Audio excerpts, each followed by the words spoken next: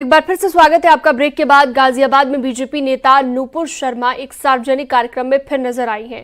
धर्म विशेष को लेकर विवादित बयान देने के करीब 2 साल बाद नूपुर शर्मा ने अपनी चुप्पी तोड़ी और बीजेपी की पूर्व नेता नूपुर शर्मा ने हिंदुओं को हिंसक बताने वाले राहुल गांधी के संसद में दिए गए बयान पर बिना किसी का नाम लिए पलटवार किया।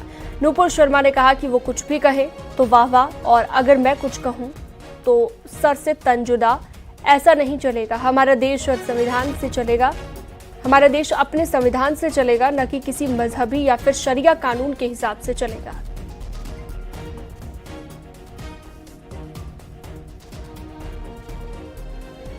जब ऊंचे पदों पे बैठे लोग कह देते हैं हिंदू हिंसक हैं, ऊंचे पदों पे बैठ के लोग कह देते हैं कि हिंदू सनातनियों का नरसंहार कर दो, दो बात कहूंगी। जो मैंने देखा है पिछले 2 साल में,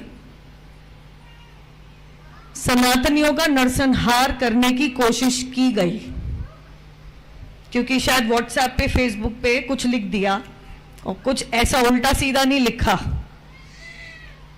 और अगर हिंदू हिंसक होता तो एक हिंदू सनातनी बेटी को इस सुरक्षा घेरे में अपने ही देश में अपनी आजादी गंवा के रहने की नौबत नहीं आती। कहो तो वाह वाह, मैं सत्य भी कह दूं तो सर तन से जुदा, ये मेरे देश में नहीं चलेगा। मेरा देश भारतीय संविधान से चलेगा, किसी मजहबी कानून या शरिया से नहीं। सीएम पुष्कर सिंह धामी चमोली पहुंच गए हैं और जोशीमठ के लिए रवाना हो गए हैं, जहां पर वो बद्रीनाथ के उपचुनाव के लिए प्रचार करेंगे और लोगों से राजेंद्र भंडारी के लिए वोट की अपील करेंगे। सीएम धामी ने कहा कि जनता बीजेपी के साथ और उपचुनाव में बीजेपी की ही जीत होगी। भारी मतों से राजेंद्र भंडारी जीतेंगे। चमोली में मुख्यमंत्री पुष्कर सिंह धामी की 3 रैलियां होनी है। आज सबसे पहले तपोवन में मुख्यमंत्री पुष्कर सिंह धामी जनसभा को संबोधित करेंगे। उसके बाद उर्गम घाटी और उसके बाद पीपल कोटी में सीएम जनसभा करेंगे।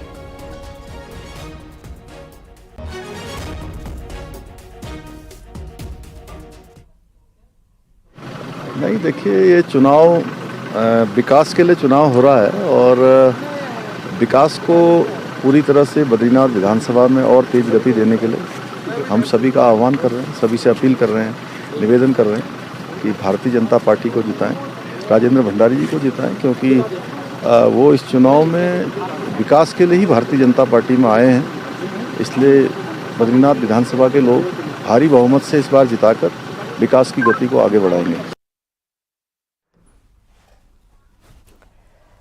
मेरठ में बीएसएफ के जवान से ठगी हुई है। बताया जा रहा है कि 4 साल पहले जवान से रुपए धोखाधड़ी करके लिए गए, लेकिन अभी तक वो रकम उसे वापस नहीं मिली है। अब उसके परिवार को जान से मारने और झूठे मुकदमे में फंसाने की धमकी दी जा रही है। पीड़ित जवान भारत पाकिस्तान के कश्मीर बॉर्डर से छुट्टी लेकर अपने लिए न्याय मांगने पुलिस के पास पहुंचा। किठौर थाना क्षेत्र के रहने वाले जगबीर बीएसएफ में भारत पाकिस्तान बॉर्डर पर कश्मीर में तैनात है। आरोप के मुताबिक पूर्व जिला पंचायत सदस्य रोहताश पहलवान ने साल 2019 में उससे 4.5 लाख रुपए नकद लिए, लेकिन अब पैसे देने से इनकार कर रहा है।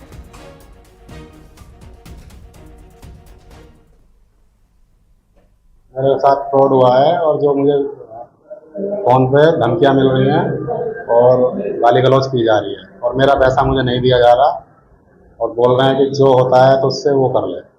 तो मैं यहाँ मदद मांगने के लिए आया हूँ एसएसपी साहब के पास।